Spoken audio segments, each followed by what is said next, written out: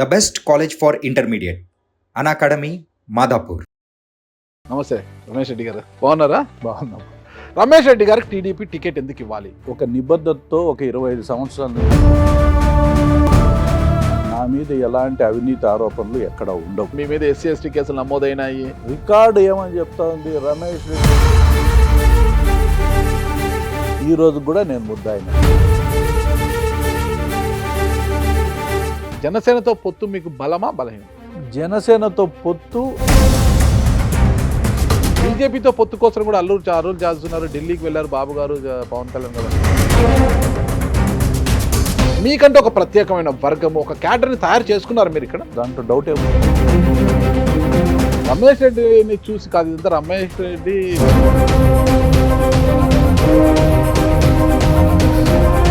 ఇప్పుడు అవగాహన లేకుండా మాట్లాడదు. Hello, welcome to Suman TV. నేను మీ నాగరాజ్ బైర్శెట్టిని. ఈరోజు మన అతిథి ఉమ్మడి కడప జిల్లా పూర్వపు లక్రెడ్డిపల్లె నియోజకవర్గ మాజీ ఎమ్మెల్యే, టీడీపీ పార్టీ సీనియర్ నాయకులు రమేష్ రెడ్డి గారు మనతో ఉన్నారు. నమస్తే రమేష్ రెడ్డి గారు, బాగున్నారా? బాగున్నాం. మీ ముఖ వర్చస్సు అదంతా కూడా ఎప్పుడు తగ్గదండి, తగ్గనే నాయకుడు మీరు. ఈ హీరో లాగా ఉంటారు. ఎలా మెయింటైన్ చేస్తుంటారు అసలు మీరు ఆ గ్లామర్ అంతా కూడా? మా అమ్మ గిఫ్ట్ అది. అవునా? గాడ్స్ గిఫ్టా కాదా? అమ్మ గిఫ్ట్. మా అమ్మ గిఫ్ట్. అన్నదమ్ములు ఇద్దరు కూడా, మీ సోదరుడు మీరు ఇద్దరు అట్లే ఉంటారు అన్నమాట ఎప్పుడు కూడా. మా అమ్మ పోలికే ఎక్కువ, అంతా ఆమె భిక్ష మొత్తం అంతే. అందరూ గాడ్స్ గిఫ్ట్ అంటారు, కానీ ఇది అమ్మ గిఫ్ట్ అని చెప్పడం ఫస్ట్ అది మీరే అంటున్నారు. చాలా సంతోషం. దీన్ని బట్టి తెలుస్తుంది అమ్మని ఎంత ప్రేమిస్తుంటారు అనేసి. దీన్ని బట్టి తెలుస్తుంది అనమాట. సరే, ఇక మిగతా విషయాలు మనం పక్కన పెడితే, ఇప్పుడు వైఎస్ఆర్ కాంగ్రెస్ పార్టీ, అధికార వైఎస్ఆర్ కాంగ్రెస్ పార్టీ ఇప్పటికే దాదాపు 6 జాబితాలను ప్రకటించి 82 మందిని అటు ఇటుగా చేసి 6 జాబితాలను ప్రకటించింది. ఇక మిగతా జాబితాలు కూడా ఈ రోజు రేపు ప్రకటించే అవకాశం. కానీ ఇప్పుడు టీడీపీ జనసేన పొత్తులో భాగంగా వచ్చినప్పుడు ఇంతవరకు ఏంది ఒక్క టికెట్ కూడా మీద ప్రకటించలేదు. ఎవరికి వారు టికెట్లు మావంటే మావ అనుకుంటుంటారు. అదే విధంగా అన్నమయ్య జిల్లా, ఇప్పటి అన్నమయ్య జిల్లా రాయచోటిలో కూడా టికెట్ రేసులో మాజీ ఎమ్మెల్యే అయిన మీరు రమేష్ రెడ్డి గారు బరిలో ఉన్నారు. మండిపల్లి రామప్రసాద్ రెడ్డి గారు బరిలో ఉన్నారు. ద్వారకనాథ్ రెడ్డి గారు కూడా బరిలో ఉన్నారు కదా. సో టికెట్ మీదే అనుకుంటే, ఒకవేళ రమేష్ రెడ్డి గారికి టీడీపీ టికెట్ ఎందుకు ఇవ్వాలి? ఒకటి, ఒక నిబద్ధతతో ఒక 25 సంవత్సరాల నుంచి ఒక పార్టీని అట్టి పెట్టుకొని ఉండాలి. నిజాయితీగా పనిచేస్తా. నా మీద ఎలాంటి అవినీతి ఆరోపణలు ఎక్కడ ఉండవు. నాయకునికి లాయల్గా ఉంటా. నాకు కేవలం ఆ ప్రాంతమే నా ప్రాణం. ఆ ఒక్కటి తప్పనిచ్చి నాకు వేరే ఆశ ఏం లేదు. మా నాయన కలలేంటి? ఆ ప్రాంతం వెనకబడిన ప్రాంతము, వర్ష ఆధారమైన ప్రాంతము. ఎటువంటి పరిస్థితుల్లోనూ నీటి వనరులను తీసుకొచ్చి ఆ ప్రాంత రైతాంగాన్ని ఆర్థికంగా పైకి తీసుకురావాలని చెప్పి ఒక ఆలోచన చేసిన ఒక గొప్ప వ్యక్తి ఆయన. ఆయన అడుగుజాడల్లో రాజకీయాల్లోకి వచ్చిన. నాకు వేరే ఆశలు లేవు. నేను లాబింగ్ పెద్దగా చేయను. నేను ఏ నాయకుని దగ్గరికి పెద్దగా పోను. నేను ఎంతసేపు నా కాన్స్టిట్యున్సీ, ఆ ప్రజలు, వాళ్ళ బాగోగులు, వాళ్ళకి అవసరమైన కాడికి నా శక్తి మేరకు నేను పనిచేసే స్థాయిలోనే ఉంటా తప్పనిచ్చి నేను పెద్దగా వేరేటి ఆలోచన చేసేవాడిని కాదు. అందుకని నాకు తెలిసి చంద్రబాబు నాయుడు గారు ఇంతవరకు నన్ను ఇన్ఛార్జ్గానే కొనసాగిస్తున్నారు అంటే నా పైన ఆయనకు నమ్మకం ఉంది. కానీ బయట మీ పార్టీలోనే మరో కోణం వినిపిస్తుంది. రమేష్ రెడ్డిని చూసి కాదు ఇదంతా. రమేష్ రెడ్డి ముక్కుసూటిగా మాట్లాడతారు, ఏదైనా ముఖంలో మాట్లాడేస్తారు. అది చాలా ఇబ్బందికరం పార్టీలో. కానీ వాళ్ళ సోదరుడు పోలిట్ బ్యూరో సభ్యుడిగా ఉన్నారు. అటు లోకేష్ గారికి చంద్రబాబు చాలా దగ్గర కాబట్టి ఆయన కోటా కింద ఆయన నియోజకవర్గ ఇన్ఛార్జ్ గా కొనసాగిస్తున్నారు అని మీ పార్టీ వాళ్ళే అంటున్నారు. అంటే నియోజకవర్గ ఇన్ఛార్జ్ గా కొనసాగించాల్సిన అవసరం పార్టీకి లేదు. ఎవరో దయదాక్షిణ్యాల వల్ల కొనసాగించేది ఏం లేదు. పనితీరు బట్టి ఉంటుంది. నా పనితీరు ఈ రాష్ట్రంలో ఉన్న చాలా మంది నాయకుల కంటే బాగుంటుంది.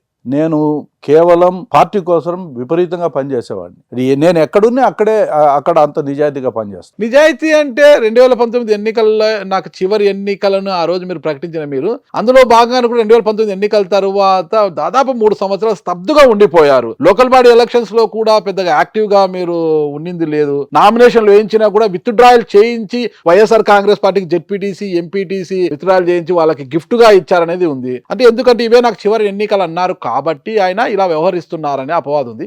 ఈ 2 years లోనే మళ్ళీ యాక్టివ్ అయ్యి నాకు టికెట్ కావాలంటున్నారు.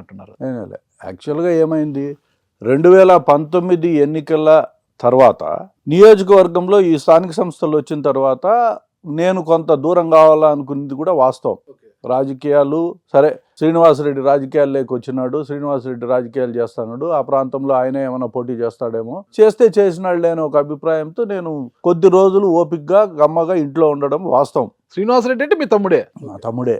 తర్వాత ఏమైంది, మున్సిపల్ ఎన్నికలు వచ్చినాయి. రాష్ట్ర వ్యాప్తంగా కూడా ఒక అరాచకమైన వాతావరణం ఏర్పడింది. నామినేషన్లు వేసేదానికి పోయే వాళ్ళని కూడా నామినేషన్ పేపర్లు చించి పారేయడం. సో దీనివల్ల ఏమైందంటే అందరము ఒక డెసిషన్ తీసుకున్నాం, బాయ్కాట్ చేయండి, ఎన్నికలు అనవసరమైన ఎన్నికలు అయిపోతా ఉంటాయి. ఇది ఆర్థికంగా అందరూ కూడా దెబ్బతింటారు. దీంట్లో ఎందుకు దెబ్బతినాలనే ఉద్దేశంతో బాయ్కాట్ చేసినారు. బాయ్కాట్ అంటే నామినేషన్లు వేయకూడదు, నామినేషన్లు వేసిన తర్వాత బాయ్కాట్ చేశారు. ఆ తర్వాత మీరే మండలానికి ఒక నాయకుడిని నియమించి మరి విత్డ్రా చేయించారంటారు. అది ఏమైందంటే ఇప్పుడు మున్సిపాలిటీలో ఈ రకమైన వాతావరణం. సంబేపల్లి మండలం కానీ రామాపురం మండలం కానీ ఈ 2 మండలాల్లో నామినేషన్ పేపర్లు వీళ్ళు రిజెక్ట్ చేసినారు కూర్చొని. అంటే విత్డ్రాయల్ టైల్ కల్లా రిజెక్ట్ చేసినారు. రిజెక్ట్ చేసినప్పుడు నాకేమనిపించిందంటే ఇది అనవసరమైన ఎన్నిక, దీనికోసం కోట్లు ఖర్చు పెట్టాల్సిన పరిస్థితులు ఏర్పడుతున్నాయి. మాతో పాటు మా క్యాడర్ కూడా నష్టపోతారు. దౌర్జన్యాలు ఎక్కువ అయిపోయినాయి. పోలీసు ఏకపక్షంగా వాళ్ళకే సహకరిస్తుంది. ఆఖరి రోజు ఎలక్షన్ రోజు కూడా వాళ్ళ మాటలే విని వీళ్ళందరినీ అరెస్ట్ చేసినా కూడా ఎన్నికలు దెబ్బతింటాము. ఎందుకు నష్టపోవాలనే ఒక ఉద్దేశంతోనే జిల్లా వ్యాప్తంగా కూడా ఒక నిర్ణయం తీసుకున్నాం. వద్దు, ఎన్నికలు అన్ని విత్డ్రా చేసేయండి. అది దాంట్లో జరిగిండేది. పోటీ చేయలేక కాదు, సర్పంచ్ ఎలక్షన్లు వచ్చినా అన్నిట్లో పోటీ చేయించినాం. నామినేషన్లలో వదిలేయచ్చు కదా, మీరు ఎందుకు విత్డ్రాల్ చేయించాల్సిన అవసరం పోటీ ఏమొచ్చింది? చెయ్యాలా అనే ఉద్దేశమే జరిగింది. నామినేషన్లు వేసి ప్రచారానికి వెళ్లకుండా ఊరికే ఉండిపోతుంటే అయిపోయింది కదా. అది ఏమైతుందంటే ప్రెషర్ బిల్డ్ అవుతుంది. శ్రీకాంత్ రెడ్డితో మీరు కొల్యూట్ అయ్యి ఆ విధంగా చేశారనే ఆరోపణ మూట కట్టుకున్నారు కదా అనవసరంగా. చిచ్చి ఉయ్య ఒడుతుంటే వాంతో నేను కొల్లుడైతానా? నాకు అంత అవసరం? ఎంత మాట అన్నారు శ్రీకాంత్ రెడ్డి? నేను కొల్లుడయ్యేది. నా వ్యక్తిత్వం ఆ ప్రాంతంలో అందరికీ తెలుసు. శ్రీకాంత్ రెడ్డి ముఖమే నేను చూడను. అవునా? ఎందుకు? సమస్య లేదు. గలీజుకుంటుంది ఆయన ముఖం. ఏ రోజు కూడా అతని ముఖాన్ని కూడా నేను చూడను. నేను అతనితో ఏ రోజు మాట్లాడలేదు. నేను ఏ రోజు ఆ కుటుంబంతో ఎలాంటి సంబంధం ఏ క్షణం కూడా పెట్టుకో. ఒకవేళ నాకు పాల్కొన రాయుడు ఫ్యామిలీతో మంచి సంబంధాలు ఉంటాయి, మండిపల్లి వాళ్ళతో మంచి సంబంధాలు ఉంటాయి, కానీ వీళ్ళతో ఎప్పుడు నాకు లేదు. ఇటీవల కాలంలో ద్వారకనాథ్ రెడ్డి కదా, వాళ్ళు రామాపురంలో ఉంటారు, మేము లక్కిరెడ్డిపల్లిలో ఉంటాం. ద్వారకనాథ్ రెడ్డితో కూడా ఇటీవల కాలంలో, పూర్వపు లక్కిరెడ్డిపల్లి నియోజకవర్గంలో ఉండే వాళ్ళే కదా మీరు అందరూ కూడా. ఉన్నా కూడా ఆ రోజుల్లో కూడా ఎప్పుడే కానీ వాళ్ళకు మాకు ఎలాంటి సంబంధాలు, రాజకీయ సంబంధాలు లేవు, వ్యక్తిగత సంబంధాలు లేవు, వ్యాపార సంబంధాలు లేవు, ఎలాంటి సంబంధాలు లేవు. సంబంధాలు అంటే వైసీపీతో సంబంధం లేకుండా అంటే రాష్ట్రంలో బోండా ఉమ కావచ్చు, అచ్చెన్నాయుడు, దేవినేని ఉమ చెప్పుకుని చాలా మందిని ఆర్థికంగా ఇబ్బందులు పెట్టింది ఈ పార్టీ. కానీ మీ సోదరుల రెడ్డప్ప గారి కుటుంబం జోలికి రాలేదు. వాళ్ళకి లోపాయకారిగా కొద్దిగా నాకేమి లేవు. మీ కన్స్ట్రక్షన్స్ లో ఇప్పటికీ మీ తమ్ముడి కన్స్ట్రక్షన్ కావచ్చు, మీ కన్స్ట్రక్షన్ లో కావచ్చు, చిన్న వర్కులు అయితే జరుగుతున్నాయి. తమ్ముడి కన్స్ట్రక్షన్ గురించి నాకు తెలియదు. నాకైతే ఏమీ లేవు. నేను ఏ పని చేయను. నేను వ్యవసాయం చేస్తా. మీరు వ్యవసాయం చేస్తారా? నేను వ్యవసాయం చేస్తా. పలుగు పరబట్టి తీసుకెళ్తా, పొలంలోకి వెళ్తారా? బ్రహ్మాండంగా పోతా, ఇబ్బంది ఏం లేదు. నేను మామిడి తోటలు ఉన్నాయి, మామిడి తోటలు చూసుకుంటా ఉంటా. నేను అంతకంటే ఏం పెద్దగా చేయను. నాకు ఒక చిన్న క్రషర్ ఉంది, భాగస్వామ్యంతో క్రషర్ ఉంది. నేను ఒక్కడిని కాదు, దాంట్లో 5-6 మంది ఫ్రెండ్స్ ఉన్నారు. సో ఈ ఫ్రెండ్స్ వాళ్ళు ఏదో చేసి నాకు ఇంత నెల తీసుకొచ్చి ఇస్తారు కాబట్టి నా పూట గడుస్తూ ఉంటుంది. ఎక్కడ ఎవరికి ప్రత్యర్థులకు క్రషర్స్ ఉన్నా ఈ అధికార పార్టీ నాయకులు ఆ క్రషర్స్ ని దాడులు చేయించి మూయించేస్తున్నారు. మరి మీ క్రషర్ ఎలా నడుస్తుంది అసలు? మా దానికి కూడా చాలా ఫైన్లు వేస్తారు. ఫైన్లు కాదు, అసలు షట్ డౌన్ చేయించేస్తున్నారు కదా. ఎందుకో మనకు తెలియదు. నాకేముంది దాంట్లో? నాకుండేది పావలా. నా పావలా పోతే ఏమవుతుంది? అది అందరికీ తెలుసు కాబట్టి దాని జోలికి రాలేదు. అధికార పార్టీలోనే కొంతమందికి వ్యతిరేకంగా ఉన్న వాళ్ళ క్రషర్లు కూడా మూయించేస్తున్నారు, వాళ్ళ మైనింగ్లు మూయించేస్తున్నారు. ఏమైతుంది దానివల్ల? నాకు రమేష్ రెడ్డి చేసుకుంటారు, ఏమైతుంది? ఇంకేం మూసారు, అయిపోయి ఎలక్షన్స్ వస్తున్నాయి. అయినా కూడా నేను చెప్తాను, నాకు వైసీపీ వాళ్ళతో ఇంతవరకు ఎవరితో కూడా టచ్ లేదు. నాకు చాలా మంది తెలిసినా నేను ఎప్పుడు కూడా వాళ్ళతో వ్యాపార సంబంధాలు కానీ వ్యక్తిగత సంబంధాలు కానీ ఎప్పుడు కూడా పెట్టుకున్న సందర్భమే లేదు. ఎందుకు? వయసు గతంలో కాంగ్రెస్ తో కిరణ్ కుమార్ రెడ్డి సీఎం గా ఉన్నప్పుడు బాగానే సంబంధాలు నేర్పారు.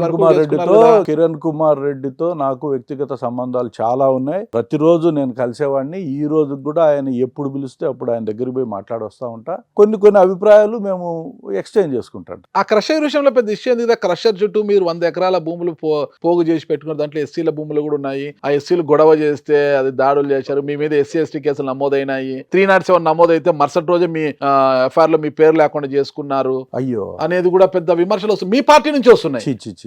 ఇప్పుడు అవగాహన లేకుండా మాట్లాడకూడదు. It's on record. రికార్డు ఏమని చెప్తా ఉంది, రమేష్ రెడ్డి పైన ఎస్సీ ఎస్టీ కేసు పెట్టినారు, ఇట్ ఈస్ రిజిస్టర్డ్. నేను హైకోర్టులో రిలీఫ్ తీసుకున్నా. ఓకే, ఈ రోజు కూడా నేను ముద్దాయినే. నా మీద ఎస్సీ ఎస్టీ కేసు పెట్టిన వాళ్ళు ఒక అక్రమంగా కేసు పెట్టారని పోలీసు యంత్రాంగానికి తెలుసు, ఆ ప్రాంతంలో ఉండే ఎమ్మెల్యేలకు తెలుసు, ఎంపీలకు తెలుసు, మండల ప్రెసిడెంట్లకు తెలుసు, అందరికీ తెలుసు ఇది ఒక అక్రమమైన కేసు అని. ఎందుకంటే ఎస్సీ ల్యాండ్ మా భూములు మేము బ్రహ్మాండంగా ఇది ఆ రోజుల్లో ల్యాండ్ రిఫార్మ్స్ లో గవర్నమెంట్ హ్యాండ్ ఓవర్ చేసిన వాళ్ళు మేము. మాకు ఎస్సీ ఎస్టీ ల్యాండ్స్ తో ఏం పని ఉంటుంది? నాకు ఈ రోజు కూడా అక్కర్లే. నాకు అర్థం కాలే.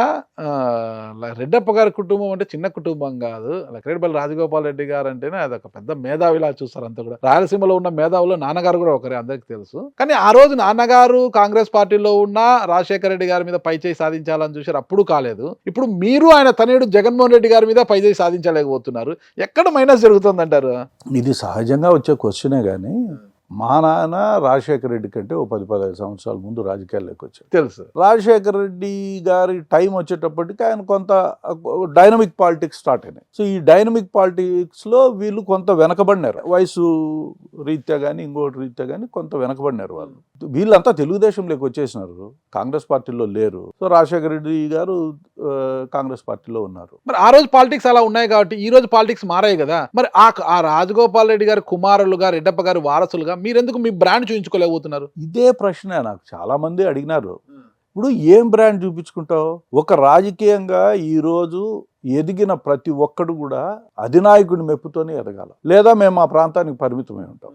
అధినాయకుడికి ఆ కాన్ఫిడెన్స్ ఉండాలా, ఫ్రీ హ్యాండ్ ఇవ్వాలా, మీరు చెయ్యండి నేనుండా మీ వెనకబడి మీరు పాలిటిక్స్ చేయండి అని చెప్పాలా. మేము ఏదో ఒక పంజరంలో కూర్చోబెట్టి మమ్మల్ని రాజకీయం చేయమంటే మేము రాజకీయం చేసే స్థాయిలో ఉంటామా? మా చిన్న సర్కిల్లోనే మేము ఉండాం. ఇదే ఈ ముక్కుసూటి తనమే రమేష్ రెడ్డి గారికి పెను శాపంగా మారుతోంది అంటున్నారు. No problem. ఎందుకంటే ఇవన్నీ ఇప్పుడు నేను శాశ్వతంగా రాజకీయాల్లో నేనే ఉంటానని కాదు. యువకులు చాలా మంది రాజకీయాల్లోకి వస్తుంటారు, చాలా మంది ఉంటారు. దీంట్లో కొంత నిజాయితీ తత్వం అన్నా మనం సమాజంలోకి తీసుకుపోకుండా పోతే ఈ రోజున వ్యవస్థ ఏంది? డబ్బులు ఉండేవాడికి టికెట్ ఇవ్వాలా అని చెప్పి రాజకీయ పార్టీలు ఆలోచన చేసే స్థితి. టీడీపీలో ఉండొచ్చు, వైఎస్ఆర్ లో ఉండొచ్చు, ఇంకో పార్టీలో ఉండొచ్చు. నేను దానికి బద్ద వ్యతిరేకిని. నేను నా కాన్స్టిట్యుయెన్సీలో కూడా ఈ రోజు కూడా మా వాళ్ళకి నేను చెప్తాను, అయ్యా మీరు నన్ను నమ్ముకొని ఉండేవాళ్ళు, నాకుతో సన్నిహిత సంబంధాలు ఉండేవాళ్ళు, స్నేహితులు, బంధువులు, మిత్రులు, మనం డబ్బులు ఆశించకూడదు, మనం నిజాయితీగా ఉండాలి. ఆ మటుకన్నా కనీసం సమాజంలో ఒక్కొక్క ఎలక్షన్కి ఒక 5% మటుకు మనం చేంజ్ తీసుకురాగలిగితే భవిష్యత్తులో ఇంకో 10 ఎలక్షన్ల కన్నా దాన్ని పూర్తి స్థాయిలో నిజాయితీగా ప్రజలు ఓట్లేసేదానికి మనం దోహదం చేసిన వాళ్ళం అవుతాము. ఎందుకు మనం ప్రయత్నం చేయకూడదు అనేది నా తపన. మీ ఆలోచన చాలా మంచిది. ఈ మార్పు ఎక్కడో ఒక చోట స్టార్ట్ అయితే కావాలి, మొదలైతేనే భవిష్యత్తు తరాలకు ఒక మంచి రాజకీయ నాయకుడిని చూపించగలము. అంటే గతాన్ని చూపిస్తే ఉన్నారనుకో, ఇప్పుడు మధ్యలో చూస్తే మనకి ఎవరు లేరు, కానీ భవిష్యత్తుకు మనం మంచి నాయకులు అందించవచ్చు. కానీ ఇప్పుడున్న రాజకీయ పరిస్థితుల్లో రమేష్ రెడ్డి గారు లాంటి వాళ్ళు నీతి నిజాయితీతో ఉంటే ఆ ఖద్దరు చొక్కన్న ఒంటి మీద నిలబడుతుందా? అంటే ఇంతవరకు నన్ను నిలబెట్టింది. నేను ఏ అవినీతి పనులు చేయలేదు, నేను ఏ తప్పు చేయలేదు, నేను ఎవరి భూమి కబ్జా చేయలేదు. నన్ను ఇంకా నాయకుడిగానే గుర్తించినారు కదా. నా దగ్గర డబ్బున్నా లేకున్నా మీరే మా నాయకుడు అని చెప్పి గుర్తించే ప్రజలు ఉన్నారు కదా. దీనివల్లే కదా మీరు ఇలాగే ఉండిపోయారు. ఎప్పుడు 1999లోనే మీరు ఎమ్మెల్యే అయ్యి అసెంబ్లీలోకి అడుగు పెట్టారు. మీ సోదరుడు శ్రీనివాసరెడ్డి 2014లో రాజకీయ అరంగేట్రం చేసిన ఈరోజు టీడీపీలో చాలా ముఖ్య పాత్ర పోషిస్తున్నారు. టికెట్లను డిసైడ్ చేసే పరిస్థితికి వచ్చారు. ఈ రోజు అప్పటికి ఇంకా టికెట్లు అనౌన్స్ అయినా భార్యని అప్పుడే క్యాండిడేట్గా కూడా ఆయన అనౌన్స్ చేయించుకోగలిగాడంటే ఆయన దూసుకుపోయినంత స్పీడ్గా మీరు ఎందుకు దూసుకుపోయలేకపోయారు పార్టీలో? నేను చెప్పాను కదా, ఇది అధినాయకుని మా పైన ఏదైనా విశ్వాసం ఉంటే మమ్మల్ని పైకి తీసుకొని వస్తాడు. బహుశా నేను అంత కాంపిటేటివ్ మ్యాన్ కాదేమో అని చెప్పి ఆయనకు అభిప్రాయం ఉండొచ్చు. అయితే నా లెవెల్ ఆఫ్ థింకింగ్ ఇంతే. నేను నిజాయితీగానే బతకాలనుకుంటాను. నాకు టికెట్ ఇచ్చినా ఇవ్వకున్నా ఎవరు ఏమి చేసినా నా మనస్తత్వం ఇట్లానే ఉంటుంది. నేను ఆ ప్రాంతం అంటే నాకు ప్రేమ, ప్రాంతం పైనే నేను ఆధారపడి ఉంటాను. రాజకీయాల్లో టికెట్లు అనేది పక్కన పెట్టండి, అది పెద్ద లెక్క కూడా కాదు. మీరు నిజాయితీగానే బతకాలనుకుంటున్నారు. మీ సోదరుడు శ్రీనివాసరెడ్డి నిజాయితీగా బతకడా? నాకు సంబంధం లేని ప్రశ్న. అంతేనంటారా? ఎందుకంటే నేను ప్రోత్సహించను ఇటువంటివన్నీ ఎప్పుడు కూడా. రాజకీయ అదే కదా ఇబ్బంది. ఇప్పటికీ కొంతమంది సమస్యలతో మీ దగ్గరికి వస్తే మనం అధికారంలో లేం, మన పార్టీ అధికారంలో లేదు. నేను ఎప్పుడు ఆ మాట అన్నాను. మన పార్టీ అధికారంలో లేను అనే మాట నేను మాట్లాడను. వ్యవస్థలో ఉన్న లోపాలని చూపిస్తాను తప్పనిచ్చి ఒక ఎస్ఐ, ఒక సిఐ ఒక ఎంఆర్ఓ కరప్ట్ అయిపోయిన తర్వాత ఈ వ్యవస్థను మనము ఆపాలా, ఎట్లా చేయాలి, దీన్ని ఏ రకంగా మనం ఎదుర్కోవాలని చెప్పి ఆలోచన చేస్తాను తప్ప నుంచి చేతగాని మాదిరిలో కూర్చొని మీరు అధికారంలోకి వస్తే చేస్తారా అవన్నీ? కరప్షన్ ఆపేస్తారా? 100%. నేను చెప్తున్నా కదా ఈ రోజు కూడా నా శక్తి మేరకు ప్రతి ఎలక్షన్లో ఒక 5% మటుకు నేను చేంజ్ తీసుకురావాలా అనే ఒక అభిప్రాయం నాలో ఉంది. దీని మేరకే నేను పనిచేస్తాను. మనస్ఫూర్తి చెప్పండి, ప్రతి ఎన్నికల్లో కూడా ఎన్నికల నియమావళి ప్రకారం మీరు ఖర్చు పెడుతున్నారు, అంతకుముందు ఒక్క రూపాయి కూడా ఖర్చు పెట్టడం లేదా? లేదు, నేను మిగతా ఎప్పుడు కూడా నేను మందు బాటలకు డబ్బులు ఇను, బిర్యానీలకు డబ్బులు ఇను. నేను భోజనం ఓటుకు నోటు ఇస్తారా? ఓటుకు డబ్బులు ఇచ్చిన సందర్భాలు చాలా ఉన్నాయి మా వాళ్ళు. సరే, మేము కూడా అదే సందర్భంలో కొంత ఖర్చు పెట్టిండొచ్చు. అయితే నాకు అంత ఇష్టంలే. మా వాళ్ళకు కూడా క్లియర్ గా చెప్తా ఉంటాను, మీరు మందు తాగరా? నేను మందు తాగుతా. మరి మీరు మందు తాగుతారు, మందు బాబులకు డబ్బులు అంటే వాళ్ళ కష్టాలు తెలుసుకోరా మీరు? డబ్బు వాళ్ళు సంపాదించుకొని తాగుతారు, అంతేనా? నా అన్నం నేను తింటా, నేను బిర్యానీ తింటా అంటే మిగతా వాళ్ళకి బిర్యానీ పెట్టాలంటే కాదు కదా. నా బిర్యానీకి సంబంధించిన డబ్బు నేను సంపాదించుకుంటా, నేను తింటా. నా మందుకు కావాల్సిన డబ్బు నేను సంపాదించుకుంటా, తింటా. నా కార్ డీజిల్ కావాల్సిన డీజిల్ నేను పోసుకుంటా, తిరుగుతా. దీనికోసం వేరే వాడిని చేయి జాతుంది కదా. కరెక్ట్. అంటే మీకోసం శ్రమించి మీకోసం జెండా పట్టేవాడికి రాత్రి ఎందుకు ఒక కోట్ర మందు తాగాలనిపిస్తుంది కదా, ఆడికి కోట్ర మందు ఇకపోతే ఎట్లా? మీరు నేను తాపను, ఎందుకంటే దీనివల్ల అరాచకం స్టార్ట్ అవుతుంది. ఓకే, అతను మందు దాగి ఇంట్లో పండుకుంటే తప్పు లేదు, కానీ అతను మందు దాగి ఇంకో పని చేసి వస్తే నాకే ఇబ్బంది. కాబట్టి నేను ఎన్నికల్లో కూడా మేము చాలా స్ట్రిక్ట్ గా ఉంటాం. మందు పంపిణీ అనేది జరగకూడదు. ఓకే, మహా అంటే వాళ్ళకి ఏదైనా కావాలంటే డబ్బులు ఇచ్చేయండి, ఏమన్నా చేసుకుని ఏం కొనుక్కుంటారో, బ్యాళ్ళు కొనుక్కుంటారో, ఇంకోటి కొనుక్కుంటారో, మందు పేరు చెప్పి మటుకు డబ్బులు ఇవ్వద్దండి. ఏదైనా ఇచ్చినాము అది వాళ్ళు ఏం చేసుకుంటారో మనకు సంబంధం. మీ ముక్కు చాలా చక్కగా ఉంది, నేను అలాగే పోతానంటే కష్టం కదా. చాలా చక్కటి ముక్కు. ఏం చేస్తాం చెప్పండి. ఈ వ్యవస్థ పైన నాకు కూడా చాలా కోపం ఉంది. రాజకీయ వ్యవస్థ భ్రష్టు పట్టిపోతుంది కాబట్టి రోజు రోజుకు నేను ఎందుకు భ్రష్టు పట్టాలా, దీంట్లో నేను ఒక భాగం కాకూడదు. తప్పుకోవచ్చు కదా. 3 ఏళ్ల పాటు చాలా సైలెంట్ గా ఉన్న మీరు 2 ఏళ్ళలో యాక్టివ్ అయిపోయి టికెట్ కోసం ఎందుకు వెంపర్లాట? నేనేం వెంపలాడలే, ఈ రోజు కూడా వెంపలా. టికెట్ నాదే, టీడీపీకి నేనే ఒక బాహుబలి అంటున్నారు కదా. నేను ఆ మాట ఎప్పుడు అనలే. చంద్రబాబు నాయుడు గారు నాకు టికెట్ ఇస్తారని కూడా నేను ఈ రోజు కూడా చెప్పను. ఆయన నమ్మకంతో నన్ను ఇన్ఛార్జిగా పెట్టినాడు కాబట్టి నాకున్న డ్యూటీని నేను చేస్తాను. ఆయన ఏ రోజు వద్దు నువ్వు అవసరం లేదంటే నిమిషాల్లో తప్పుకొని వెళ్ళిపోతా. అంతకు తప్పనిచ్చి నేను పోయి దీనికోసం లాబింగ్ చేయడమో లేకుంటే వాళ్ళని వీళ్ళని కలిసి మెప్పు పెట్టి నా దగ్గర ఇంతుంది, నా దగ్గర 100 కోట్ల డబ్బులు ఉన్నాయి, మీరు నాకు టికెట్ ఇవ్వండి అని చెప్పి అడుక్కునే పరిస్థితి నాకు లేదు. నేను అడగను. అలాగే ఉండాలి మీరు. ఎందుకంటే నాకు డౌట్ వస్తుంది, 2019 ఎన్నికల తరువాత చంద్రబాబు నాయుడు కడపలో ఒక రివ్యూ మీటింగ్ పెట్టారు. అంటే ఎట్లా ఎందుకు ఓడిపోవాల్సి వచ్చింది ఏం కదా. ఆ రివ్యూ మీటింగ్ లో నేను విన్నది, ఆ రోజు మీకు 4 walls మధ్య పార్టీ మీటింగ్ అది నేను విన్నది, చంద్రబాబు గారు అందరూ ఈసారి మీరు మారాలి అన్నప్పుడు ఏం ఆలోచించకుండా రమేష్ రెడ్డి గారు స్ట్రైట్ గా మేము కాదు సార్ మీరు కూడా మారాలి అని అన్నారు. దాంతో అందరూ కూడా ఆశ్చర్యపోయారు, ఏంది అధినాయకుడిని ఇలా అనడం ఏంటి రమేష్ రెడ్డి గారు అని. ఇప్పుడు ఏమైతుందంటే కొంత డిఫరెన్స్ ఆఫ్ ఒపీనియన్ అప్పుడప్పుడు బయటకు వస్తూ ఉంటుంది. ఎందుకు వస్తుంది అంటే, సరే మాలో ఏంటంటో రీల్స్ తిరుగుతూ ఉంటాయి, ఎందుకు ఇట్లా అయిపోయింది, మనం ఎందుకు ఓడిపోతాం. దీనికి మా దగ్గర ఉన్న కారణాలు చాలా తక్కువ. పార్టీ తీసుకుంటే డెసిషన్స్ వలన ఓడిపోయే పరిస్థితులు వస్తూ ఉంటాయి ఎప్పుడు. ఇంకొకటి ఏమవుతుందంటే, నేను మీ ద్వారా కూడా చాలామంది నాయకులకు కూడా చెప్పాలనుకుంటా, లేకపోతే పార్టీ అధినేతలకు కూడా చెప్పాలనుకుంటా, ఎవరికైనా సరే కార్డియల్ రిలేషన్స్ లేకుండా నియంతృత్వ పోకళ్ళలో పోతే దీనివలన సమాజానికి నష్టము, వ్యక్తికి లాభం. నేను దానికి వ్యతిరేకిని. నేను ఎందుకు ఈ మాట చెప్తా ఉన్నామంటే, ప్రతి ఒక్కని ఒపీనియన్ కూడా మనం తీసుకొని ఈ సమాజంలో మార్పులు తీసుకురావాలి. ఈరోజు నా కాన్స్టిట్యున్సీ నుంచి పొద్దున్నే నా దగ్గరకు వచ్చిన వాళ్ళది నేను వినకుండా, నేను కూడా పైన ఒక పెద్ద రాజకీయ నాయకుడి మాదిరి ఎవరికి ఆడియన్స్ ఇవ్వకుండానే వెళ్ళిపోతా వచ్చినా విన్నట్టు లేకుండా వాళ్ళది పరిగణలోకి తీసుకోకుండా పోతే మెసేజ్ ఏమిస్తాం మనం? స్వాతంత్రం వచ్చి 75 సంవత్సరాలు అవుతుంది. ఎన్ని సంవత్సరాలు ఈ వ్యవస్థను ఇలా ఒక నెగటివ్ దీంట్లోకి తీసుకుపోతాం చెప్పండి. మనం వినాలా, ప్రతి ఒక్కరి మాట వినాలా, మంచిని తీసుకోవాలా, మంచి అభిప్రాయాలను ప్రజల్లోకి తీసుకురావాలనేది నా ఒపీనియన్. నేను కొన్నిసార్లు కొన్ని నిర్ణయాలు తీసుకున్నప్పుడు నేను నిజంగా నాకు కొంత అభిప్రాయ భేదాలు వచ్చినాయి. ఉదాహరణకు చంద్రబాబు నాయుడు గారు గొప్ప నిర్ణయంతో రైతులకు 1,50,000 రూపాయలు రుణమాఫీ చేస్తామని, ఎమ్మెల్యేలు కానీ ఇన్ఛార్జీలు కానీ వీళ్ళంతా లేదు సార్ అంత అమౌంట్ మనం యాడ్ చేస్తాము, లోటు ఉండే రాష్ట్రం ఇది, ఈ రాష్ట్రంలో మీరు ఒకటేసారి 1,50,000 అంటే ఎన్ని లక్షల మంది రైతులు ఉన్నారు, ఎన్ని వేల కోట్లు అవుతుంది, ఎక్కడి నుంచి తెస్తారు, ఇప్పటికే అప్పుల పాలైంది రాష్ట్రము అని అంటే ఆయన బ్లంట్గా నథింగ్ డూయింగ్, మనం ఇవ్వాల్సిందే రైతులు కాక ఎవరికి ఇవ్వాలని. అందరూ కూడా 75,000 చేస్తాంలే సార్ చాలు, లేదు 1,00,000 రూపాయల వరకన్నా చేద్దాము అని చెప్పి ఆయనకు చెప్పడం జరిగింది. ఆయన వినలే. 1,50,000 వరకు చేయాలన్నాడు. ఆయన కష్టపడి ఎట్లో ఒకట్లా దాన్ని ఇవ్వాలనే ప్రయత్నమే చేసినాడు. అక్కడ ఒక చిన్న ఒక గ్యాప్ ఎక్కడొచ్చిందంటే మా లీడర్ చంద్రబాబు నాయుడు గారు ఏం చేసినారంటే 50,000 వరకు రుణమాఫీ అట్ ఎ టైం చేసినాడు. దాంట్లో సపోజ్ 70 లక్షల మంది రైతులు ఉంటే దీంట్లోనే ఒక 40 లక్షల మంది రైతులు ఉంటారు. ఇక్కడ ఏం జరిగిందంటే 49,999 రూపాయల వరకు మాఫీ అయ్యి ₹1 కోసం 5 కంతులు వచ్చినాయి. మీకు ఇది అర్థమై ఉంటుంది. 50,000 తీసుకునే రైతులకు అందరికీ 5 కంతులు వచ్చినాయి. ఈ 49,999 రూపాయలు మట్టుకు తీసుకున్న లోపల తీసుకున్న వాళ్ళకి మట్టుకు మాఫీ అయింది. సో ఇవి 5 కంతుల్లోకి వెళ్ళిపోయినాయి. ఓకే. సో దీనివల్ల ఏమైంది, మేము అనుకున్నది సాధించలేకపోయినాం, రుణమాఫీ పూర్తి స్థాయిలో చేయలేకపోయినాము. ఇది ఒక తప్పు. ఇది మనం ఎందుకు కానీ రివ్యూ చేసుకోలేకపోయినాము. ఆ తర్వాత 75,000 వరకు సెకండ్ ఫేజ్లో పోయిండొచ్చు, 1,00,000 వరకు థర్డ్ ఫేజ్లో పోయిండొచ్చు, 1,50,000 పైన ఓకే అందరూ పెద్ద షావుకారులు రైతులే ఉంటారు కాబట్టి అంత నిదానంగా జరిగిన పెద్ద ఉండు. మైలేజ్ రాకపోయినా మనకు ఎక్కడో ఎంత రాకపోయినా మీరు అధినాయకుడు నేరుగా మేము కాదు సార్ మీరు కూడా మారాలి అని అంటే అధినాయకుడు బాధపడతారు. అయితే ఇప్పుడు తండ్రి బిడ్డలకు ఉండే సంబంధాలు ఉంటాయి. కొన్నిసార్లు వాళ్ళు మమ్మల్ని అంటారు, మేమే కాదులే మీరు కూడా మారితే బాగుంటుందిలే అని మేము అంటాం. వాళ్ళకి కోపం ఉంటుంది, మేము ఎంత పెద్దోళ్ళమో మమ్మల్ని మాట అంటావా అని కూడా. తండ్రి స్థానంలో ఉన్న బాబు గారు అంటే బాధపడ్డా. ఎవరినైనా మనం తప్పుడు ఉద్దేశం మనసులో పెట్టుకోను, లేకుంటే మా నాయకుడిని మనం అట్లా మాట్లాడాలా అని ఒక వేరే ఉద్దేశం ఉండి మాట్లాడితే తప్పు. కానీ స్పాంటేనియస్ గా కొన్నిసార్లు కొన్ని వస్తాయి.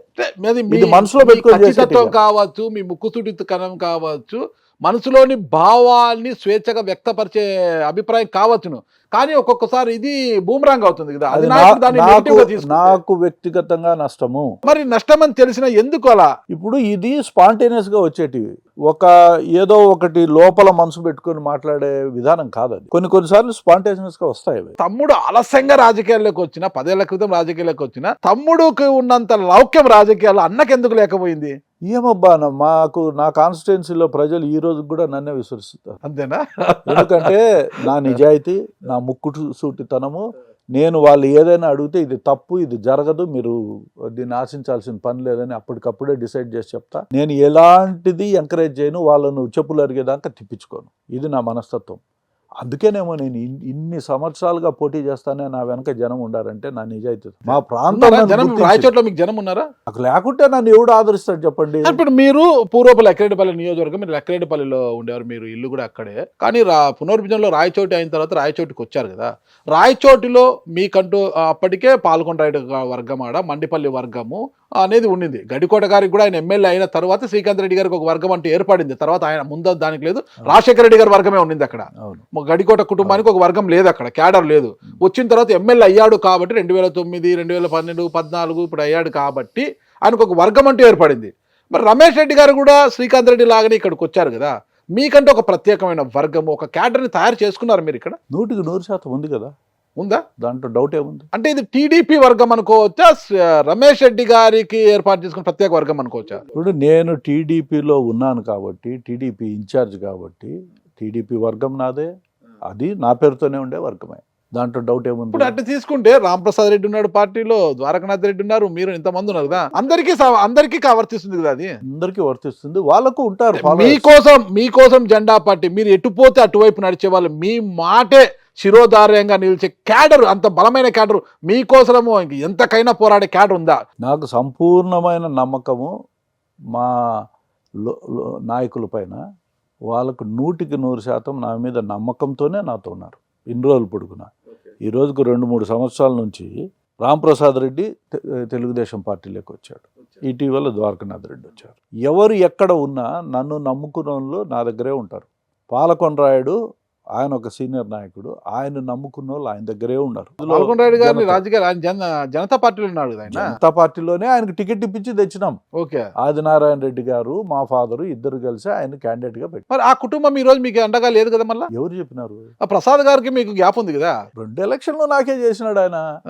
చేయలేదు. ఆయనకి మాకు గ్యాప్ ఉంటే రోజు మాట్లాడుకుంటాం. సుభాష్ ప్రసాద్కి మీకు గ్యాప్ లేదంటారా? ఏం లేదు, ఎప్పుడు రోజు మాట్లాడుకుంటాం. మరి ఆ కుటుంబం నుంచి ఈసారి ఎంపీ క్యాండిడేట్గా ఉండబోతున్నారు, మీరు ఎమ్మెల్యే అయితే ఎలా ఉండబోతుంది? అది బ్రహ్మాండంగా ఉంటుంది అని మాకు మొదటి నుంచి తెలుసు. అది యాక్చువల్గా ఏంటంటే సుబ్రహ్మణ్యం కానీ ప్రసాద్ కానీ ఎంపీగా నిలబడినప్పుడు, నేను ఎమ్మెల్యేగా నిలబడినప్పుడు అది 100% తెలుగుదేశం పార్టీకి వచ్చే సీటు అని తెలుసు నాకు. దీంట్లో ఎలాంటి అనుమానం లేదు. రాజంపేట ఎంపీ సీట్ టీడీపీ అంటారు ఈసారి?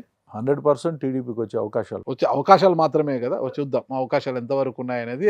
ఆశాజీవులు, మనిషి ఆశాజీవి, తప్పదనమాట. టీడీపీలో ముందు నుంచి మీరే ఉన్నారు అక్కడ, ఓకే, పార్టీని నమ్ముకొని ఉన్నారు. సరే, పార్టీ అధినాయకునితో ఎలా మాట్లాడినా, మీ మనసులోని భావాలను ఎంత స్వేచ్ఛగా వ్యక్తపరిచినా పార్టీని నమ్ముకొని అయితే నిజాయితీగా ఉన్నారు, అది ఎవరు కాదని లేదు.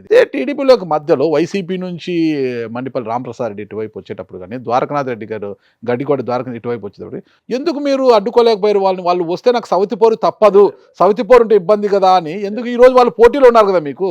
లే ఒకటి పోటీతత్వం ఉండడం మంచిదే ఉన్ని, నేను కాదంటే నేనేం ఒక నియంత్రణ కాదు, నేను ఎవరిని నిరోధించే పరిస్థితులు కూడా ఉండవు. పార్టీ ఎవరినైనా సరే తీసుకోవాలా చేర్చుకోవాలా అనేటప్పుడు ప్రతి ఒక్కరిని వెల్కమ్ చేస్తాం. సరే, నిర్ణయ అధికారాలన్నీ పార్టీ అధినేతకు ఉంటాయి, మాకేముండవు కదా.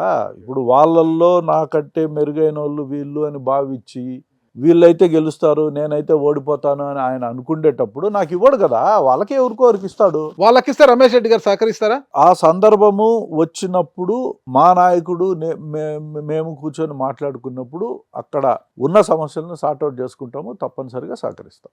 ఖచ్చితంగా. ఒకవేళ మీకు టికెట్ వచ్చి వాళ్ళు సహకరించకపోతే? సహకరించే దానికోసమే కదా ఈ పార్టీలో చేరింది. వాళ్ళు టికెట్లు ఆశించి చేరారు. ద్వారకనాథ్ రెడ్డి అయినా రాంప్రసాద్ రెడ్డి అయినా టికెట్లు ఆశించే వాళ్ళు పార్టీలోకి వచ్చారు. టికెట్లకు ఆశించకపోతే వాళ్ళ అధికార పార్టీని వదిలిపెట్టుకుని రాంప్రసాద్ రెడ్డి ఎందుకు వస్తాడు యువతలకి? రాంప్రసాద్ రెడ్డి టికెట్ ఆశించి వచ్చినాడు అనేది అతను చెప్తా ఉన్నాడు.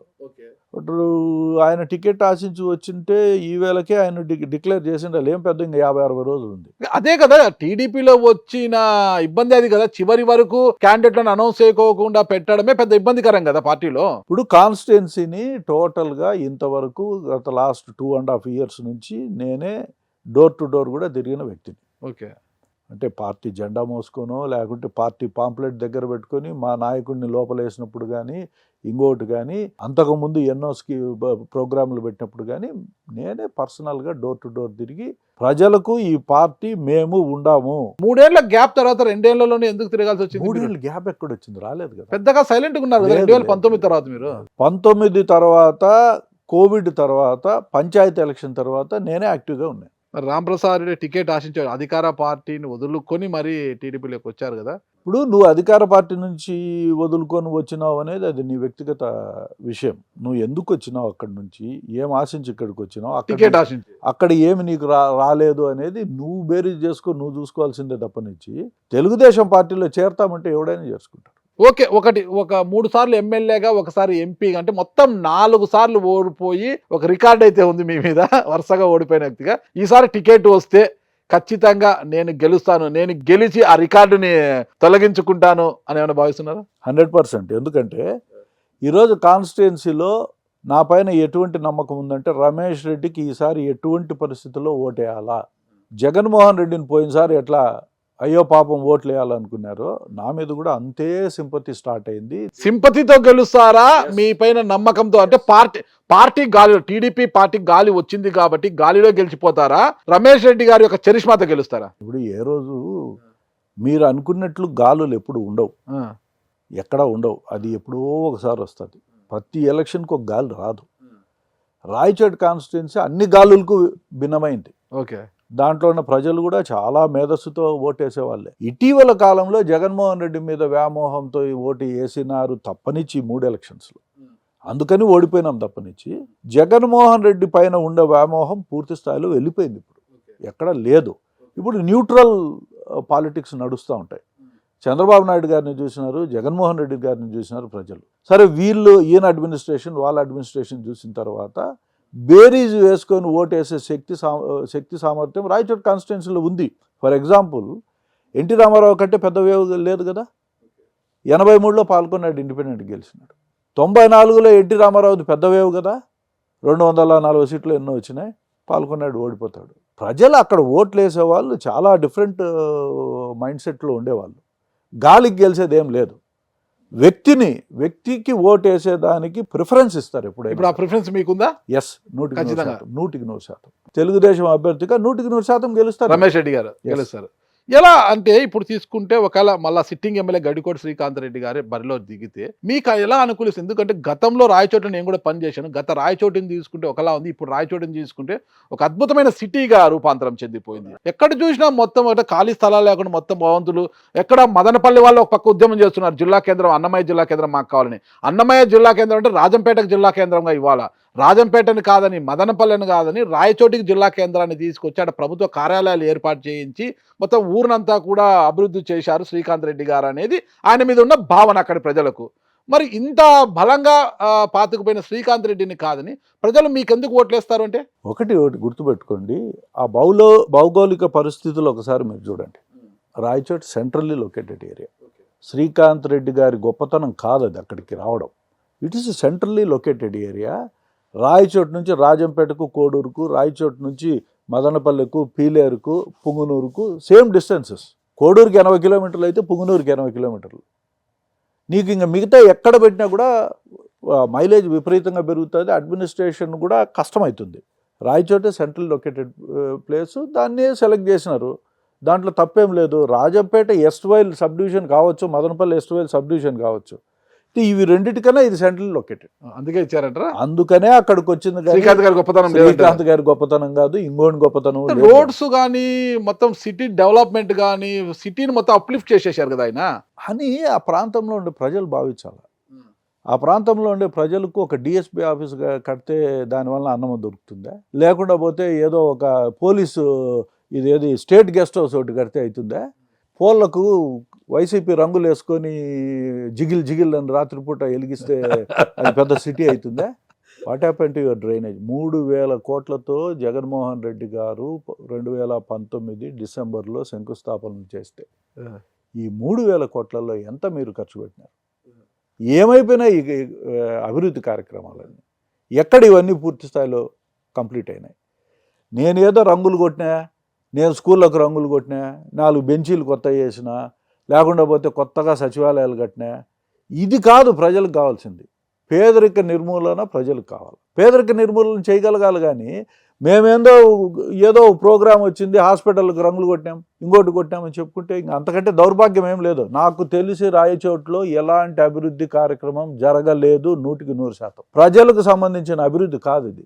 నాయకులు ఏదో వాళ్ళు ఫోకస్ చేసుకునే దానికోసం చేసుకున్న అభివృద్ధి లేవని చెప్పుకునే దానికి ఒకటి 4 ఉండాలి. కాబట్టి డిఎస్పీ ఆఫీస్ కట్టినారంట, ట్రాఫిక్ పోలీస్ స్టేషన్ కట్టినారంట, స్టేట్ గెస్ట్ హౌస్ కట్టినారంట. కలెక్టరేట్ ఎక్కడి నుంచి వచ్చిందండి? ఎవరి హయాంలో కలెక్టరేట్ కట్టినారు? ఇప్పుడున్న ఎస్పీ దేంట్లో ఉన్నాడు? ఇవన్నీ ఈ గవర్నమెంట్ కట్టిందా? గతంలో ఎప్పుడో కట్టిన బిల్డింగ్స్లోనే అందరూ ఉన్నారు. సిటీ బాగా డెవలప్ అయింది, టౌన్ బాగా డెవలప్ అయింది. ఎక్కడ డెవలప్ కాలే. డ్రైనేజ్ ఎక్కడుండే డ్రైనేజ్ అక్కడే ఉంది. ఆ మురికి కాలువలు అట్లే ఉన్నాయి. వర్షాకాలం వస్తే అంత భయంకరమైన పరిస్థితి ఆ కొత్తపల్లి ఏరియాలో ప్రజలు అనుభవిస్తూ ఉంటారు. దోమల బెడద అట్లే ఉంది. మున్సిపాలిటీ పనిచేయదు. 3 సార్లు మున్సిపాలిటీ వాళ్ళ చేతుల్లో ఉంది. 15 సంవత్సరాలు మున్సిపల్ అడ్మినిస్ట్రేషనే వాళ్ళ చేతుల్లో ఉంది. అక్కడ ఎన్ని రోడ్లు వేసినారు? ఇప్పుడు ఎలక్షన్ కోసమని 4 రోడ్లు వేస్తుంటారు. తప్పనిచ్చి ఏం అభివృద్ధి లేదు అక్కడ. చాలా దౌర్భాగ్యమైన స్థితిలో అక్కడ ఉన్న ప్రజలు ఉన్నారు. ఆ పరిస్థితిని మీరు మారుస్తారా? 100% మేము మార్చాలనే ప్రయత్నమే కదా. ఇప్పుడు నా లైఫ్ అంతా కూడా ఏదో ఒకరు అభివృద్ధి చేయాలనే లక్ష్యంతోనే మేము పనిచేస్తూ వచ్చినాం. సరే, మీకు టికెట్ వచ్చి మీరు ఎమ్మెల్యే అయ్యి మీ పార్టీ అధికారంలోకి వస్తే ఆ పరిస్థితిని మారుస్తారు. ఒకవేళ మీకు టికెట్ కాకుండా రాంప్రసాద్ రెడ్డికో ద్వారకానాథ్ రెడ్డికో టికెట్ వచ్చి వాళ్ళు ఓడినా గెలిచినా మీ పార్టీ అధికారంలోకి వస్తే ఇదే నిబద్ధతతో పార్టీ అధికారంలో ఉంది కాబట్టి రాయచోటి ముఖ చిత్రాన్ని ఇంకా అభివృద్ధి చేసేందుకు మీరు కృషి చేస్తారా? 100% చేయాల్సిందే కదా. ఓకే.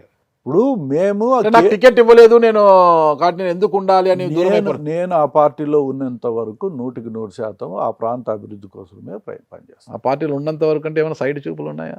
నాకు ఈ చూపు ఆ చూపు ఏముండదు. కాకపోతే ఇప్పుడు ఒకటి, మీరు నాపైన నమ్మకం ఉండి, నాపైన విశ్వాసం ఉండి మీరు ఉండాలా, మీరు పనిచేయాలా అని మీరు ఆలోచన చేసినంత వరకు నేను మీతోనే ఉంటాను. ఓకే. మీకు అవసరం లేదు అనేటప్పటికీ నేను ఏమైనా స్వచ్ఛందంగా ఏదైనా బతికేదానికి ఒక ఆలోచన చేస్తా. అంటే నాకు ఎంతసేపు కూడా ఆ ప్రాంత అభివృద్ధి ఉంటుంది. ఆ అభివృద్ధిలో నేను చేయగలిగేది ఏంది, ఎక్కడన్నా వ్యక్తిగతంగా ఎవరికైనా ఏదన్నా సాయం కావాలంటే చేసే ప్రయత్నాలు చేసుకుంటా. సరే, నేను మీకు ఒక మొట్టమొదటి చెప్పిన ఆ ప్రాంతం అంటే నాకు ప్రాణం. ఈ ప్రాణం ఉన్నంత వరకు ఆ ప్రాంతం మీదనే ఆలోచన చేస్తాను. ఇంత నిబద్ధత ఉంది, ఇంత నిజాయితీగా ఉన్నారు. ఇలాంటి వ్యక్తి ఒక ఆరోపణ వస్తుంది, అది కూడా నాకు తెలిసినది. ఆరోపణ అడుగుతున్న ఫైనల్ ప్రశ్న ఇది. అంటే చంద్రబాబు నాయుడు మొదటి నుంచి ఒకటే చెప్తున్నారు, కుటుంబానికి ఒకటే టికెట్, 2 టికెట్లు కుదరవని. ఈ నేపథ్యంలో తీసుకుంటే ఆల్రెడీ మీ కుటుంబం నుంచి మీ మర్దాలు గారు కడప నుంచి పోటీ చేయబోతున్నారు, అనౌన్స్ కూడా చేసేసారనమాట. అలాంటప్పుడు రమేష్ రెడ్డి గారి టికెట్ ఇబ్బంది అనేసి రమేష్ రెడ్డి గారు ఒకటే చేస్తున్నారు, అలంకాన్పల్లి లక్ష్మిరెడ్డిని, పుత్తా నరసింహారెడ్డిని, కడపలో ఉన్న అమీర్ బాబును, సుధాకర్ ఆదర్ని, వీళ్ళందరినీ ఎగదోసి పార్టీలోకి ఎందుకు, ఆడామకు టికెట్ ఎందుకు, ఆడ చాలా బలమైన పోటీ ఉంటుంది, ఒక మహిళకు టికెట్ అవసరమా అనే విధంగా అధిష్టానానికి సంకేతాలు పంపించేలా మీరు వాళ్ళని ఒత్తిడి తెచ్చి ఒక కుట్ర చేస్తున్నారనే ఆరోపణ బలంగా ఉంది. ఇప్పుడు నా మనస్తత్వం మీకు బాగా తెలుసు. ఆ ప్రాంతం అందుకే ఆరోపణ నా వరకు వచ్చింది. అదే ఆ ప్రాంత ప్రజలకు తెలుసు, మా అధినాయకునికి తెలుసు. నేను చెప్పదలుచుకుంటే సెకండ్కి పోయి మీరు చేసే తప్పు ఇవ్వద్దండి అనే చెప్తా. ఓకే, పార్టీ డెసిషన్ తీసుకొని ఆమెను ఇన్ఛార్జ్గా పెట్టింది, నన్ను ఇక్కడ ఇన్ఛార్జ్గా పెట్టింది. కుటుంబానికి 1 ఇస్తారా, 2 ఇస్తారా, వాళ్ళ అవసరం ఏంటి, గెలిచే వాళ్ళకి ఇవ్వాలనుకుంటారా, లేకుంటే కుటుంబంలో 1 ఇచ్చి సాటిస్ఫై చేయాలనుకుంటుందా?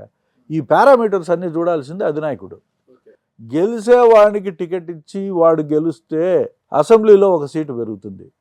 ఎవరికో ఒకరికి 1 సీటు ఇచ్చి అది ఏదో నేను ఇచ్చినానులే మీ కుటుంబానికి సరిపోయింది మీ లెక్క అని అనుకుంటే ఎస్, దానికి సమాధానం వాళ్ళే చెప్పాలా. ఆ ప్రాబ్లం క్రియేట్ చేసిన వాళ్ళే చూసుకోవాలి. ఆల్రెడీ రామప్రసాద్ రెడ్డి గారు హామీ ఇచ్చారంట కదా పార్టీ. తెలియదు నాకు. నా దగ్గర అయితే ఎప్పుడు పార్టీ మేము పలానా వాళ్ళకి హామీ ఇచ్చినామని ఇంతవరకు చెప్పలే. చెప్పింటే బాగుండు అని అనిపిస్తుంది నాకు కూడా. ఎందుకంటే పిల్లోళ్ళు పైకి వచ్చేవాళ్ళు, వాళ్ళకి ఎవరికి మనము ఇప్పుడు నేనే ఒక అడ్డుగోడ మాదిరి వాళ్ళకు ఉండానని వాళ్ళ భావన ఉంటుంది. పార్టీ డెసిషన్ వెళ్ళిన అడ్వాన్స్ తీసుకుని ఉంటే సంతోషపడేవాళ్ళం. పార్టీ నిర్ణయం ఏదైనా మీరు హ్యాపీగా స్వీకరిస్తారు, పార్టీ కోసం పార్టీకే చెప్పి మీరు నన్ను ఇన్ఛార్జిగా తీసేయాలనుకుంటే ఈ క్షణమైనా తీసేయచ్చు, కొత్త వాడికి ఇవ్వచ్చు, అది మీ ఇష్టం. మీరు తీసుకునే డెసిషన్ మీరు తీసుకోండి. జనసేనతో పొత్తు మీకు బలమా బలహీనమా? జనసేనతో పొత్తు ఎప్పటికీ బలమే, బలహీనత ఉండదు. మరి బీజేపీతో పొత్తు కోసం కూడా అల్లూరు చేస్తున్నారు, ఢిల్లీకి వెళ్ళారు బాబు గారు, పవన్ కళ్యాణ్ గారు. పార్టీ నిర్ణయాలు అవి వాళ్ళు తీసుకుంటే నిర్ణయం. మరి బీజేపీతో కలిసి మీకు రాయచోట్లో మైనార్టీ ఓట్లు మైనస్ కావంటారా? నేను కన్విన్స్ చేసుకోగలను అనే శక్తి నాకుంది. ఎందుకంటే నా పైన అచంచలమైన విశ్వాసం మైనార్టీ ప్రజలకు అక్కడ ఉంది. బీజేపీతో మీ పార్టీ పొత్తు పెట్టుకున్నా మైనార్టీ ఓట్లు మీరు రాబట్టుకోగలరు. ఎందుకంటే కొన్ని సందర్భాల్లో నేను వాళ్ళకు న్యాయమైన పరిస్థితుల్లో వాళ్ళకు అండగా నిలిచిన, అన్యాయానికి నిలవలే. ఏదో చిన్నది జరిగితే వాళ్ళపైన కేసులన్నీ పెట్టినారు. ఇది తప్పని చెప్పి ఆ రోజు వాళ్ళకి అండగా నిలబడినాను. కొన్ని విషయాల్లో ప్రతిసారి వాళ్ళకి ఏదైనా జరిగినప్పుడు కూడా నేను అండగా ఉంటా. వాళ్ళ నా పైన ఒక నమ్మకం, మొదటి నుంచి కూడా ఒక నమ్మకం లేదు, ఇతను నిజాయితీగా ఉంటాడు, నమ్మకంగా ఉంటాడు, సమాజంలో అందరినీ సమానంగా చూస్తాడనే ఒక నమ్మకంతోనే వాళ్ళు ఉంటారు. నేను ఈరోజు తెలుగుదేశం పార్టీ బీజేపీతో పొత్తు పోవచ్చు, బీజేపీతో పొత్తు లేని వాళ్ళు ఎవరు? జగన్మోహన్ రెడ్డి పొత్తులో ఉన్నట్టే ఇప్పటి వరకు ఎన్ఆర్సీలో కానీ ఇంకోటి కానీ ఎక్కడైతే ఓటు వేయాలనో అక్కడల్లా వైసీపీ ఎంపీలు అందరూ పోయి ఓటు వేసి వచ్చారు. బీజేపీకి సంపూర్ణమైన మద్దతు ఇచ్చారు. బయట నుంచి ఇచ్చినామని చెప్పుకుంటారు, లోపల నుంచి మేము ఇచ్చినామని వీళ్ళు చెప్పుకోవచ్చు. అంత మాత్రాన ఆ ప్రాంత ప్రజలకు ఎక్కడ కూడా రక్షణ లేకుండా పోదు. వాళ్ళకు 100% ఈ ప్రభుత్వము అండగా ఉంటుంది. వాళ్ళకున్న సమస్యలు కూడా తీర్చేదానికి మేము సిద్ధంగానే ఉన్నాం. దాంట్లో ఎలాంటి అభిప్రాయ భేదాలు ఉండవు. ఎందుకంటే బీజేపీతో పోయినాం కాబట్టి ఇది హిందువులకు సంబంధించిన పార్టీ అనేది ఎక్కడా ఉండదు. మాది సెక్యులర్ పార్టీ. ఓకే, ఫైనల్గా ఒకటే ప్రశ్న. అవతల ఎంపీ అభ్యర్థిగా మళ్ళీ సిట్టింగ్ ఎంపీ పెద్దిరెడ్డి మిథున్ రెడ్డి గారు బరిలో ఉంటారు. మరి పెద్దిరెడ్డి గారు మిథున్ రెడ్డి యొక్క బలాన్ని ఢీకొట్టగలడు అనేసి సుగవాసి బాలసుబ్రహ్మణ్యం గారిని మీ పార్టీ ఇప్పటికే ప్రకటించేసింది కదా. మరి సుగవాసి బాలసుబ్రహ్మణ్యం ఎంపీ అభ్యర్థిగా ప్రకటించడానికి మీరు ఎలా చూస్తున్నారు? అంటే మిథున్ రెడ్డిని ఢీకొట్టగల శక్తి సామర్థ్యాలు ఆయనలో ఉన్నారని భావిస్తున్నారు మీరు? 100% ఉంటాయి. ఎందుకంటే 1994లో పాల్గొనరెడ్డి గారు 94 కాదు 84లోనే ఆయన ఎంపీగా పోటీ చేసి గెలిచారు. అక్కడున్న సామాజిక వర్గ పరిస్థితులను ఒకసారి చూస్తే బలిజ కమ్యూనిటీకి సంబంధించి ఈయనకు ఆ కమ్యూనిటీలో కొంచెం పట్టుంది. మదనపల్లి కానీ, తంబళ్ళపల్లి కానీ, రాయచోటి కానీ, రాజంపేట కానీ, కోడూరు కానీ, పీలేరు కానీ ఈ ఏరియాల్లో మంచి పట్టుంది మొదటి నుంచి. ఇది ఒక సెంటర్ కాబట్టి రాయచోటి అందరూ వచ్చిపోయేవాళ్ళు, వీళ్ళ దగ్గరికి బాగా వచ్చిపోయేవాళ్ళు ఉన్నారు. ఆ కమ్యూనిటీనే కాకుండా మిగతా కమ్యూనిటీ వాళ్ళు కూడా వచ్చిపోయేవాళ్ళు ఉన్నారు. వీళ్ళకి ఆ సంబంధాలు ఉన్నాయి కాబట్టి ఖచ్చితంగా తెలుగుదేశం పార్టీకి ఉపయోగపడుతుంది అనే ఒక భావన మాలో ఉంది. అందుకు బాలసుబ్రహ్మణ్యం క్యాండిడేట్ అయితే బాగుంటుంది అని ప్రపోజ్ చేసిన వ్యక్తుల్లో నేను కూడా ఒకడిని. అది నమ్మే చేసినాం ఆ రోజు. ఓకే, థ్యాంక్ యూ అండి. ఇక ఫైనల్గా ఒకటే ప్రశ్న. ఇటీవల చంద్రబాబు నాయుడు గారు హైదరాబాద్కి దాదాపు ఒక 10 మందిని పిలిపించి ఎవరైతే టికెట్ ఆశ వాళ్ళు ఉన్నారో వాళ్ళతో మాట్లాడారంటారు. ఆ జాబితాలో మా మండిపల్లి రామప్రసాద్ రెడ్డి గారు కూడా కలిశారు అంటున్నారు. మరి మీకు రాలేదా పిలుపు? నాకేం పిలుపు రాలేదు, మీకు ఇంతవరకు పిలుపు రాలేదు. ఫైనల్గా మీ రాయచోటి నియోజకవర్గ ప్రజలకు కావచ్చు, మీ శ్రేయోభిలాషులకు మీరేం చెప్పదలుచుకున్నారు? నేను ఒకటే చెప్తున్నా కదా, మొదటి నుంచి నా యాటిట్యూడ్ ఒకటే. ఈ ఎన్నికల్లో నిలబడతాం, మీరు సహాయం చేయండి, ఒక్క అవకాశం ఇవ్వండి, నేను 100% ఈ జీవితాంతం మీకు సేవ చేసేదానికి సిద్ధంగా ఉండా. At any cost adverse seasonal కండిషన్స్లో కూడా పని చేసిన వ్యక్తిని నేను. 4 సార్లు ఓడిపోయినాను అనే ఒక ముద్ర వేసుకుంటే ఇంత ధైర్యంగా రాజకీయాల్లో ఉండే వ్యక్తి నాకు తెలిసి రాష్ట్ర రాజకీయాల్లో ఎవరు లేరు. సోమిరెడ్డి చంద్రమోహన్ రెడ్డి గారు ఉన్నారండి. ఒకరున్నా అంటే ఆయన politburo ex minister. Okay, right. నేను ఏ పదవి అనుభవించలే. ఆయన పోయినసారి కనీసం ఎమ్మెల్సీ అయినాడు, మినిస్టర్ అయినాడు. సరే, ఆయన వేరు, ఆయన స్టేచర్ వేరు. ఆయన చంద్రబాబు నాయుడు గారికి చాలా ముఖ్యమైన వ్యక్తి. నా మాదిరి ఏ పదవి లేకుండా ఇన్ని రోజులు ఎలాంటి ముఖ్యమైన వ్యక్తి కాబట్టి మీరేం రాలేదు కాదు కాబట్టి ఎలాంటి సహాయం కూడా పార్టీ నుంచి కానీ ప్రభుత్వం నుంచి కానీ నేను ఎలాంటి సహాయం పొందకున్నా కేవలం ప్రజల కోసం పనిచేసిన వ్యక్తిత్వం నాది. నన్ను ఈసారి ఆశీర్వదిస్తారని చెప్పి నాకు సంపూర్ణమైన నమ్మకం ఉంది. Okay, thank you Ramesh Reddy గారు. ఖచ్చితంగా ఫస్ట్ చంద్రబాబు నాయుడు గారు మిమ్మల్ని ఆశీర్వదించి మీకు బీఫామ్ ఇస్తే ప్రజలు మిమ్మల్ని ఆశీర్వదించి అసెంబ్లీలోకి పంపించాలని నేను కూడా కోరుకుంటున్నా. థ్యాంక్ యూ అండి. నమస్తే. Thank you.